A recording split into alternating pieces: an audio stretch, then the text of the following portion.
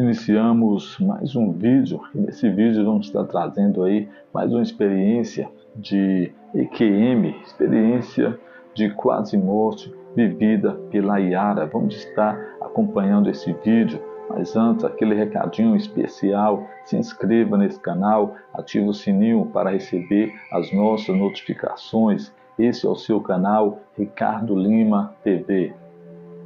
Olá, sejam todos muito bem-vindos ao canal. Afinal, o que somos nós? A Yara, jornalista, quando tinha 34 anos, passou por um procedimento cirúrgico e teve uma EQM.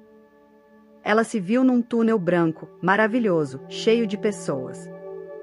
Mas ela estava desesperada porque ninguém olhava para ela. Vamos conhecer a história dela? Bom dia, Yara. Muito obrigado por você ter se colocado à disposição para nos contar a sua experiência de quase morte.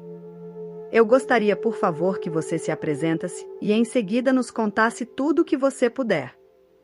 Ok, Carlos. É um prazer estar recebendo você e prazer para mim também estar falando desse episódio, que realmente ficou calado em mim, como em outras pessoas, por muito tempo. Isso aconteceu há 34 anos, mas eu vou falar um pouquinho de mim. Eu fiz Direito na FIG. Depois eu fiz Psicanálise na Sociedade Brasileira de Psicanálise Integrativa. Até então eu não trabalhava para outros, porque eu tinha sido dona de uma loja, eu mexia com moda. Mas eu comecei a trabalhar em um jornal, como editora de moda, por causa da minha loja. E fui fazer Casper Libero. Eu me formei em jornalismo e foi onde eu atuei mesmo na vida. Fundamentalmente eu fui jornalista. Eu tenho 68 anos. O episódio que aconteceu comigo foi há 34 anos, eu tinha 34 anos de idade. E diferentemente de outros depoimentos que eu vi, eu não estava em uma UTI. Eu não estava com uma equipe, verificando, tinha sido uma presença em um consultório médico ginecológico dentro do hospital, onde a minha mãe estava hospitalizada no leito de morte de uma doença final. E aí aconteceu que quando meu pai chegou para nós dividirmos quem é que ia ficar com ela. Eu, antes de ir para o jornal, passei no consultório do médico ginecologista do hospital e perguntei se ele poderia me colocar um DIU, que é um dispositivo intrauterino. E ele disse assim, sem problema, vamos fazer agora, e eu falei, pode ser. E ele disse, então você me espera um instantinho. E saiu da sala, eu fiquei aguardando. E ele voltou com um anestesista. Ele disse, olha, esse é o anestesista, nós vamos fazer uma leve anestesia em você. Eu disse, doutor, mas eu já coloquei o DIU em inúmeras vezes e nunca utilizei anestesia. Eu nunca tomei anestesia. Eu não gostaria. Ele falou, Yara, em razão do processo emocional que você está passando, você acompanhando a sua mãe. Então, mas não tenha nenhum receio de nada. E o anestesista complementou as palavras do ginecologista. Você vai acordar em seguida. É uma anestesia rápida. Disse o anestesista, eu nem sei, Carlos, se existe isso, porque eu nunca fui fundo nesse episódio, que eu considero de uma irresponsabilidade desses dois profissionais imensa. Mas como nunca passou pela minha cabeça a buscar saber, eu deixei isso de lado. Mas na verdade ele disse que eu iria acordar em 15 minutos e que eu mesma iria me dirigir para o quarto da minha mãe. E foi assim que foi. Eu concordei e no ato em que ele fez anestesia, eu assume.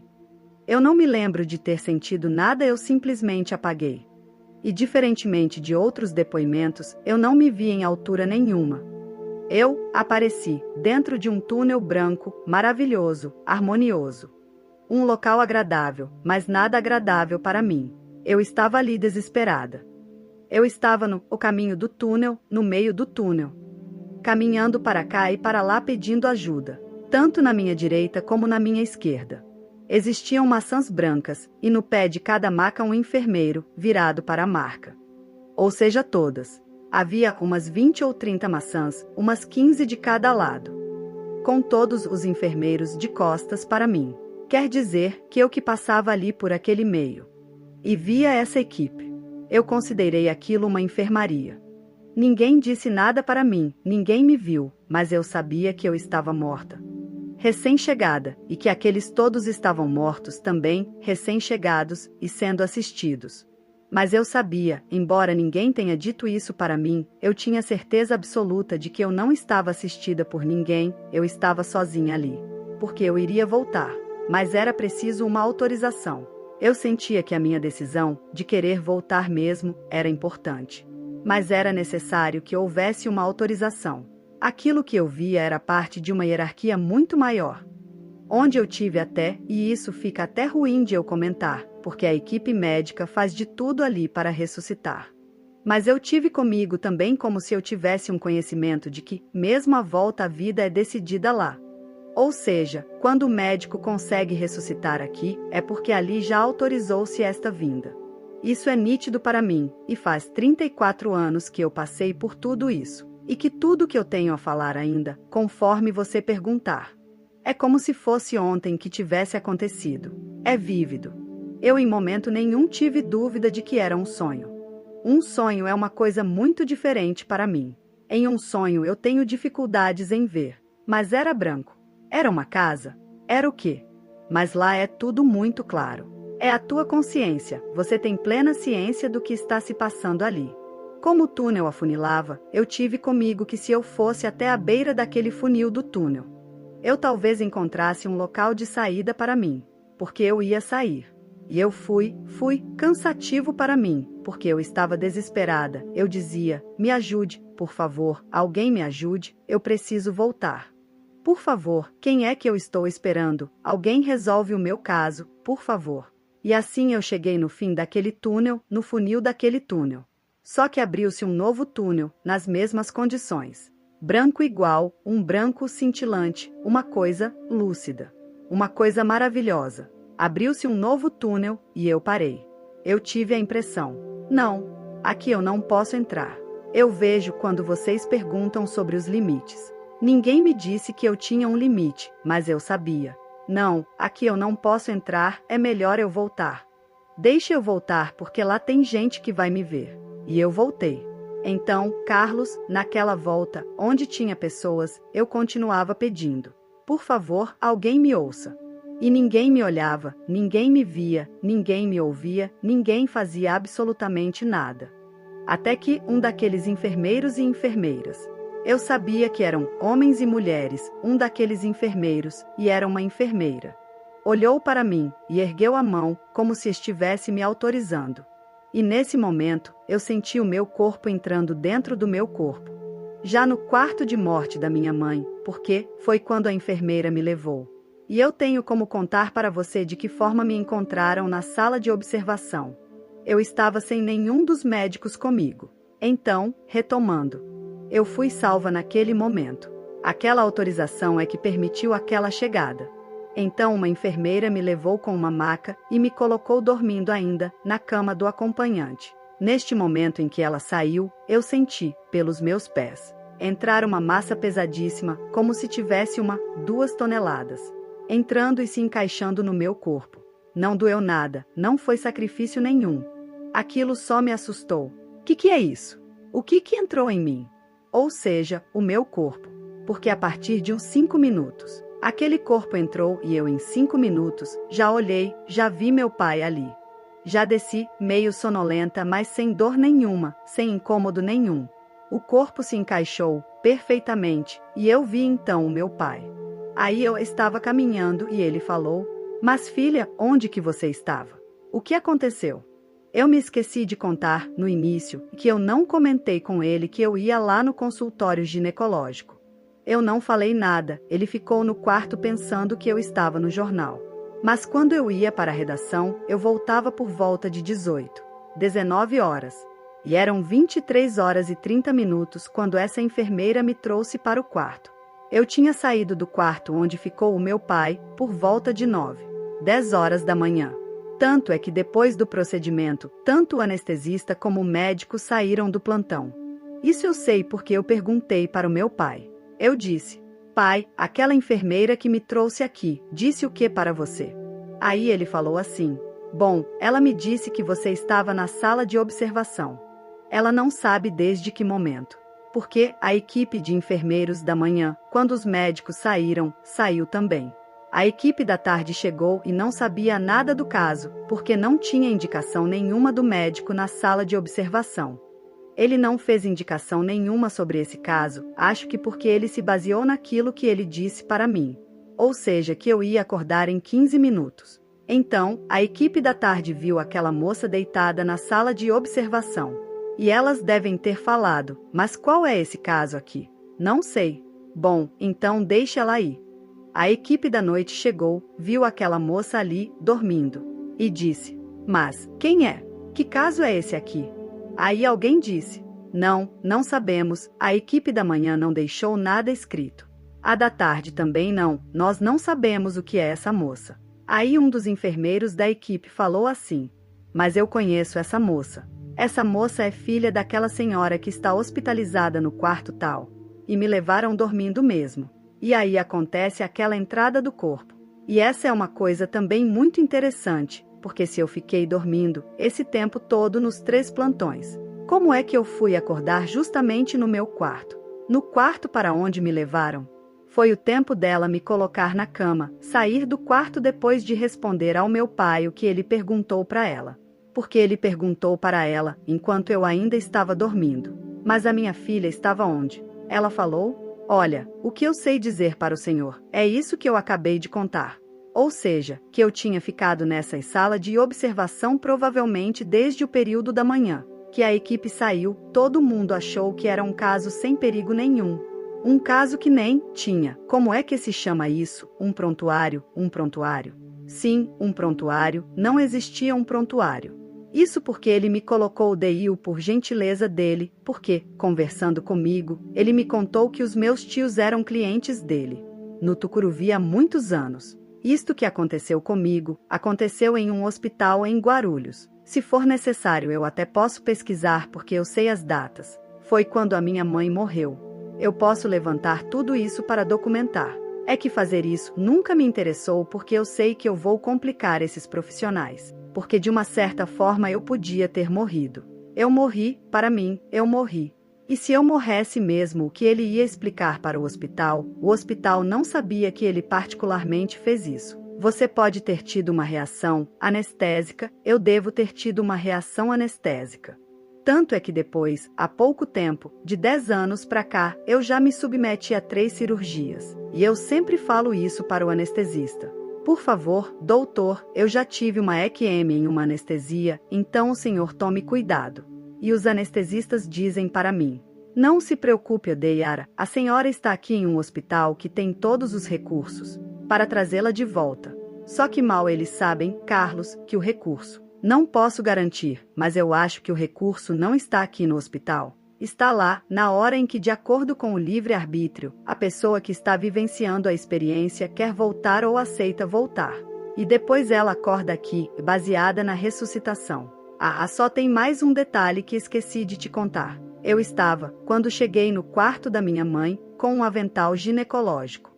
Que é aquela roupa que uma mulher usa numa cadeira ginecológica, que era o meu caso. E quando eu me vi quando eu apareci naquele túnel, eu estava vestida com uma roupa que nunca foi minha.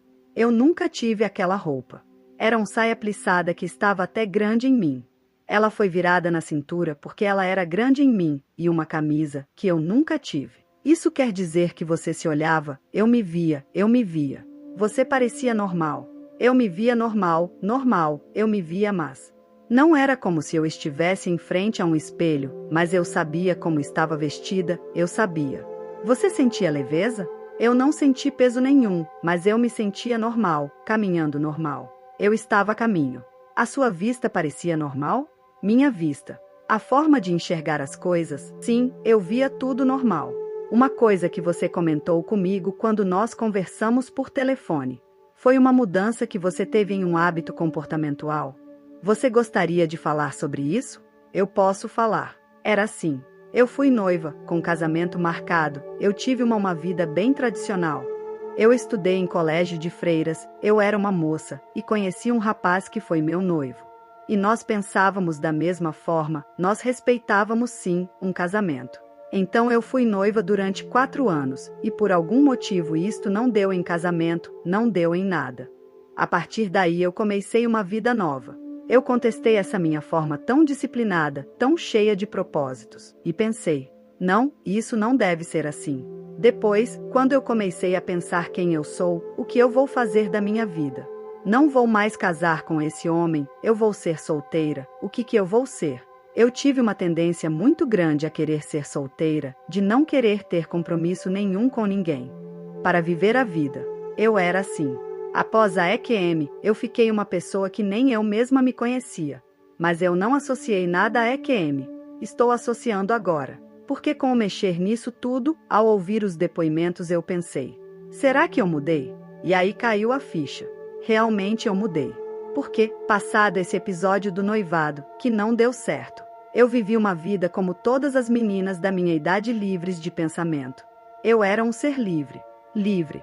Para mim, estar namorando ou não, conhecendo a pessoa em uma festa, enfim. Para mim, quando se formava um casal de bem-querer, comigo, ir para a cama, dormir com aquela pessoa, não tinha nenhum problema. Era uma coisa muito natural para mim, muito natural. Antes, após a EQM, eu perdi essa naturalidade. E o que é mais interessante, Carlos, é que quando isso era natural e isso para mim, eu nunca quis mudar. Não era um comportamento em mim que eu dizia assim, gente, eu preciso mudar, eu tenho que ser mais cuidadosa com isso. Não, eu achava super certo eu vivenciar aquilo lá. Eu nunca fui uma mulher promíscua, sempre tive o respeito dos meus parceiros. Embora para mim fosse assim como beber água, eu não precisava de nada, era simplesmente nós conosco mesmo. Bom, na verdade, Carlos, eu não criticava isso em mim. Como, por exemplo, há pouco eu te disse sobre o cigarro. Cigarro é um comportamento que você fica dizendo, eu preciso parar, eu preciso parar, eu preciso me modificar. Mas não, esse comportamento para mim era de uma naturalidade. E eu gostava disso em mim. Era bom eu ser assim. Eu mudei. Eu não percebo exatamente como, mas essa naturalidade de fazer de qualquer forma, com qualquer um, dê no que der. Isso nunca mais aconteceu comigo. Eu passei a ter um cuidado muito maior.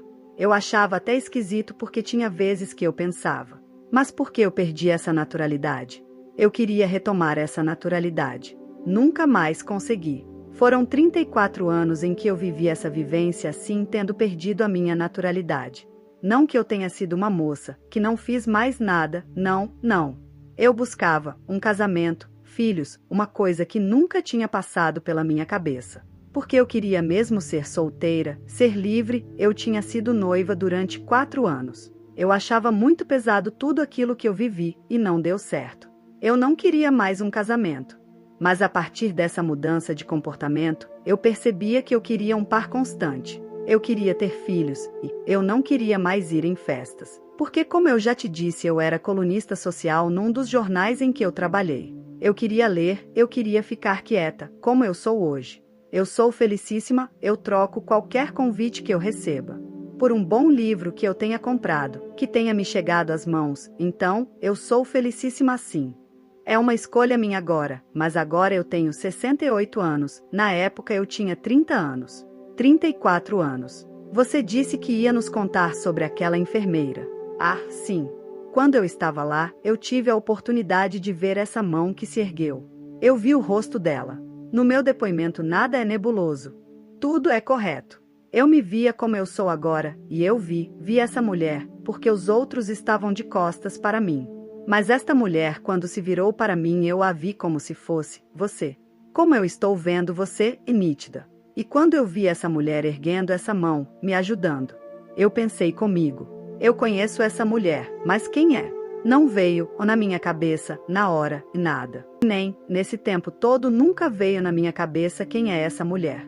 Há pouco tempo, eu pensei, eu sei quem é essa mulher. Eu matei a charada. Essa mulher, eu não conheci pessoalmente. Eu conheci pela televisão, porque ela era uma freira da Santa Casa de Misericórdia de São Paulo. E amiga do meu pai. O meu pai tinha um automóvel rural Willys. E ela, como conhecia o meu pai por causa dos negócios imobiliários da Santa Casa. Meu pai era corretor, e ela lidava com os negócios imobiliários da Santa Casa. Eles se conheciam, eram amigos, e o meu pai levou-a várias vezes com as freiras para a cidade de São José, porque elas tinham um outro colégio lá em São José. Ele falava: "Ah, eu tenho um compromisso com a irmã Marta, eu tenho um compromisso com a irmã Marta." Ela chamava-se Irmã Marta, é falecida, sim. Eu nunca fui apresentada à irmã Marta, eu conheci a irmã Marta pela televisão, porque ela deu uma entrevista em uma ocasião em que o meu pai estava do meu lado. E ele disse: "Essa é a irmã Marta." Então eu vi a irmã Marta. Por isso que lá naquela, quando eu vi aquele rosto, eu pensei: eu conheço essa mulher. Mas eu não sabia como, porque eu não conhecia essa mulher. Essa mulher coincidentemente me ajudou. Ou, ela percebeu alguma ligação, que eu era filha de um homem que era amigo dela. Você, quando estava naquele túnel, que aparentemente parecia um corredor hospitalar. Isso, ele era assim, era como um hospital, parecia uma enfermaria. Você teve uma mudança da percepção do tempo ou do espaço? Deixe-me eu explicar um pouco mais sobre isso. Algumas pessoas comentam que, por exemplo, elas querem olhar para um lugar e parece que o lugar se aproxima delas. Não, ou o tempo lá, que não é como o tempo daqui, de alguma forma. Não, eu não percebi nada disso. A única coisa que fiquei, que eu nunca tinha visto na vida, e que nunca verei nesse mundo, foi quando eu cheguei no funil do túnel. E se abriu um enorme e maravilhoso, com o dobro do tamanho daquele túnel. Em questão de segundos abriu-se um novo túnel. E o que tinha nele? Nada. Era branco, translúcido e ninguém. Era um túnel vazio. E você sentia prazer só de olhar? Não, eu senti prazer de olhar porque era lindo e porque se manifestou uma coisa incrível. Como é que de uma abertura de 3 metros abre-se, à minha frente 30 ou 40 metros, num novo túnel imenso e lindo e vazio, vazio? Essa hierarquia que você sentia, você pode falar um pouco sobre ela? Essa hierarquia eu entendia na minha consciência, porque eu estava completamente consciente de que eu tinha morrido, de que alguém precisava me ajudar para eu sair de lá. E que ali era uma coisa através da qual, hierarquicamente, se chegaria a uma mente maior.